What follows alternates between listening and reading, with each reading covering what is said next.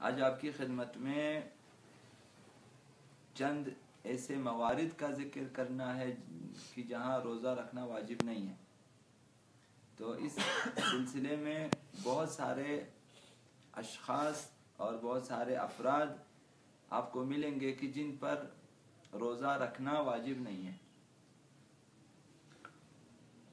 سب سے پہلے بوڑھا شخص اور بوڑھی عورت کی روزہ رکھنا ان کے لیے باعث مشقت ہے. باعث مشقت. روزہ رکھ سکتے ہیں لیکن تکلیف کے ساتھ، مشقت کے ساتھ. تو ایسے افراد پر روزہ واجب نہیں ہے، روزہ رکھنا واجب نہیں ہے.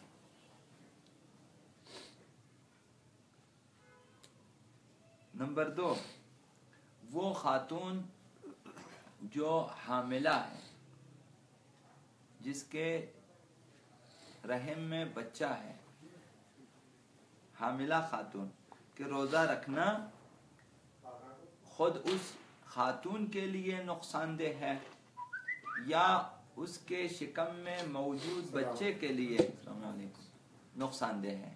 تو ان دونوں صورتوں میں چاہے خود اپنے لیے نقصان دہ ہو یا اس کے پیٹ میں موجود بچے کے لیے نقصان دہ ہو، روزہ رکھنا اس خاتون کے لیے واجب نہیں ہے.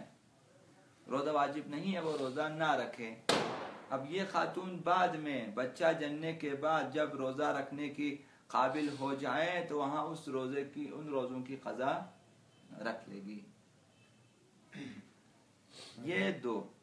3، وہ خاتون جو دودھ پلاتی ہے، کسی بچے کو دودھ پلاتی ہے کہ روزہ رکھنا اس کے لیے نقصان دہ ہے یا اس کے دودھ پینے والے بچے کے لیے نقصان دہ ہے. اس صورت میں بھی روزہ رکھنا واجب نہیں ہے ان پر، کیونکہ یا دودھ ختم ہو جائے گا، یا دودھ ختم ہو جائے گا، یا پھر جو ہے بچے کے لیے یا خود کمزور ہو جائے گا. تو ضرر اگر ہے تو ضرر کی صورت میں جو ہے روزہ رکھنا اس خاتون کے لیے واجب نہیں ہے.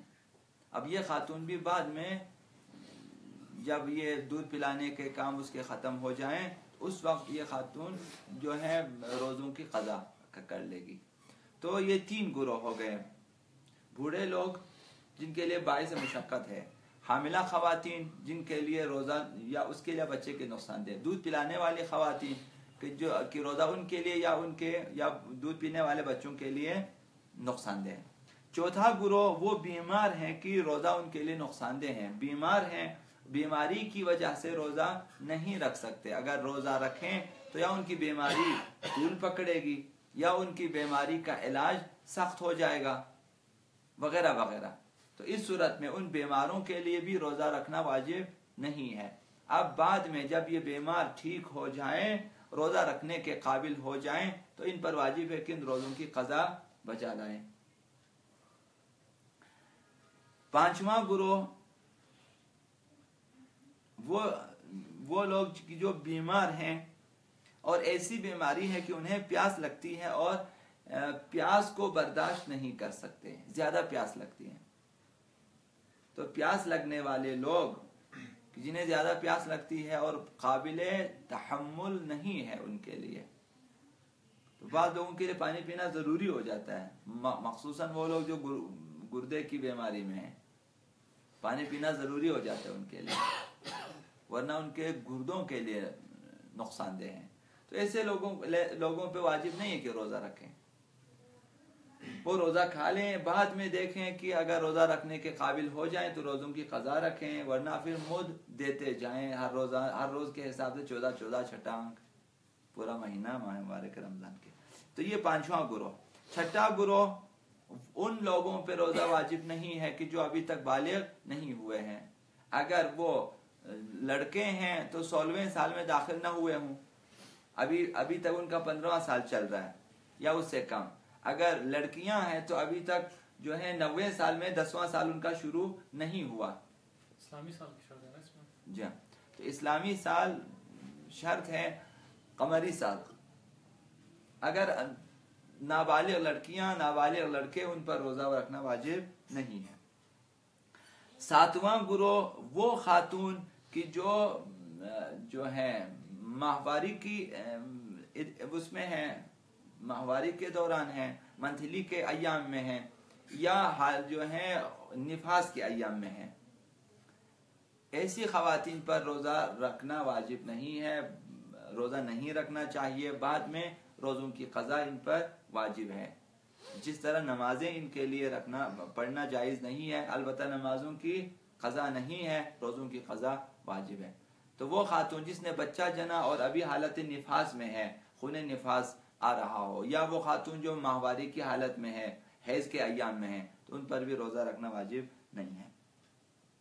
आठवां गुरोह वो मुसाफिर है कि जो हद मसाफत शरई से ज्यादा जो है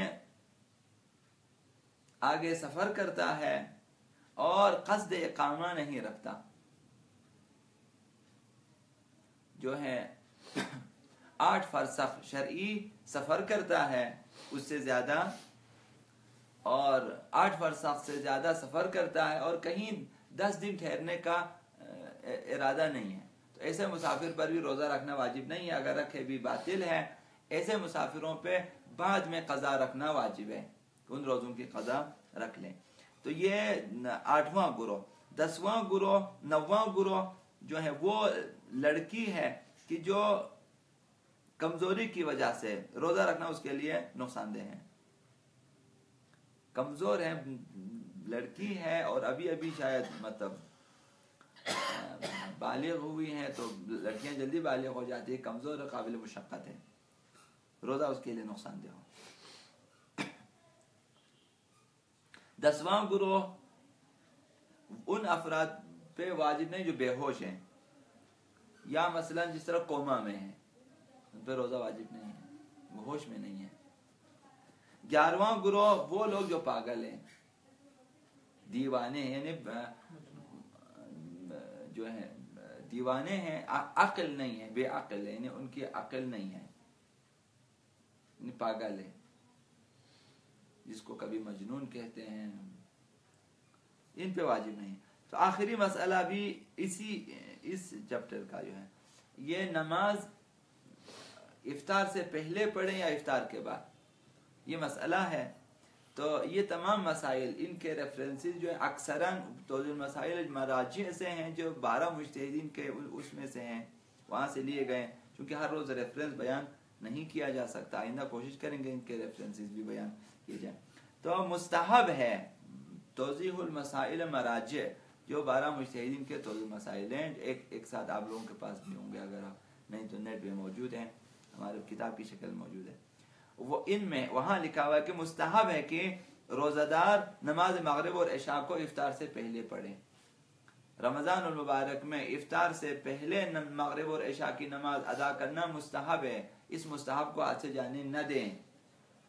रमज़ान के लिए मखसूस है सब ये मसला नहीं, फिलहाल तो रमज़ान के लिए, लेकिन किसी भी रोज़े के लिए कि आप रोज़े की हालत में नमाज पढ़ें, बहुत ज़्यादा फजीलत है।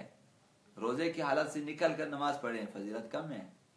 कि रोज़े की हालत बहुत कीमती हालत होती है इंसान की, जब इंसान रोज़े की हालत में है उस वक्त अगर नमाज पढ़ें, तो अगर जो है इफ्तार से पहले अगर आप नमाज पढ़ेंगे तो आपकी 5 नमाजें रोज़े की हालत में वाक़ई होंगी। सुबह आपने रोज़े की नियत की और नमाज पढ़ लिया, फिर ज़ोहरैन को भी आपने रोज़े की हालत में, मगरिबैन भी आपने रोज़े की हालत में, बहुत बड़ी फजीलत है। बहुत अफसोस है कि हमारे मखसूसन शिया मराकिज़ में मगरिब के फौरन बाद या मगरिब से पहले इफ्तार का बंदोबस्त होता है कि वहाँ जाकर इफ्तार करके नमाज पढ़ें। अब जिनका ये कहना कि हम इफ्तार करने के बाद बेहतर नमाज पढ़ सकते हैं, मेरी अक्ल कम अज़ कम कबूल नहीं करती। इफ्तार के बाद इंसान में इतनी सुस्ती आ जाती है, खुसूसन रमज़ान मुबारक में, कि नमाज पढ़ना, जबकि शायद किसी हद तक बेहाली होती है, लेकिन नमाज उसी हालत में बहुत मज़ेदार होती है। वहाँ इंसान कम अज़ कम नमाज पढ़ लेता है, कम अज़ कम इस शौक में कि इसके बाद मैंने इफ्तार करना है। लिहाजा वहाँ नींद वगैरह का गलबा नहीं है, कम अज़ कम इस तरह की सुस्ती नहीं है।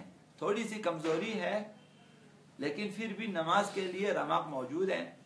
اور بہترین حالت یہ روایت میں بھی ہے اور فتاوا میں بھی آ گیا. لہذا نماز مغرب اور عشاء کو افطار سے پہلے اگر پڑھ لیے جائیں مستحب ہے. لیکن اگر کچھ لوگ منتظر ہیں افطار کے کہ یا بہت زیادہ انہیں بھوک لگی ہوئی ہے، کھانے کی شدید ضرورت ہے اور حضور قلب کے ساتھ نماز نہیں پڑھ سکتا، تو ان کے لیے بہتر ہے کہ اول افطار کریں. ابھی آپ کے گھر پہ مہمان بیٹھے ہوئے ہیں، وہ نماز پڑھنے نہیں آ سکتے، مثلا جلدی جانا ہے انہوں نے اور آپ کے منتظر ہیں، تو ان کی خاطر آپ جو ہے نماز سے پہلے افطار کر سکتے ہیں. بہتر ہے، مستحب وہ بھی نہیں ہے، بہتر ہے. یا پھر آپ شدید بھوک کی حالت میں، مثلا سحری نہیں کھایا آپ نے، اب بہت ہی جو ہے حالت خراب ہے، کمزوری زیادہ ہو گئی ہے، آپ افطار کر تو کچھ افطار کر کے پھر نماز پڑھیں، یہ بہتر ہے. لیکن جہاں تک ممکن ہو سکے نماز کو فضیلت کے وقت میں انجام دیں، زیادہ بہتر ہے. تو جو لوگ افطار کرتے ہیں تو افطار تھوڑا سا کچھ افطار کریں، جب جسم میں کوئی توانائی تھوڑی سی آ جائے جلدی سے نماز پڑھیں، پھر باقی کھانے کھائیں. ویسے بھی وقفے سے کھانا بہتر ہے، ایک ساتھ نہیں کھانا چاہیے. بہرحال بہت افسوس ہے کہ جو ہے شیعہ معاشرے میں اور تقریباً مسلمان معاشروں میں، گھروں میں، مساجد میں وغیرہ میں اس قدر ٹھنڈی چیزوں کا اور برف وغیرہ کا استعمال ہوتا ہے کہ جو انسان کے گردوں کے لیے، جگر کے لیے انتہائی نقصان دہ ہیں اور انسان کے لیے فالج کے خطرات کو بڑھا دیتا ہے، بعض اوقات کینسر کے خطرات کو بڑھا دیتا ہے، خصوصاً خالی پیٹ. جبکہ آپ اس طرح سے جو ہے ٹھنڈے مشروبات پی لیتے ہیں. تمام ڈاکٹروں سے پوچھیں کہ یہ چیزیں انتہائی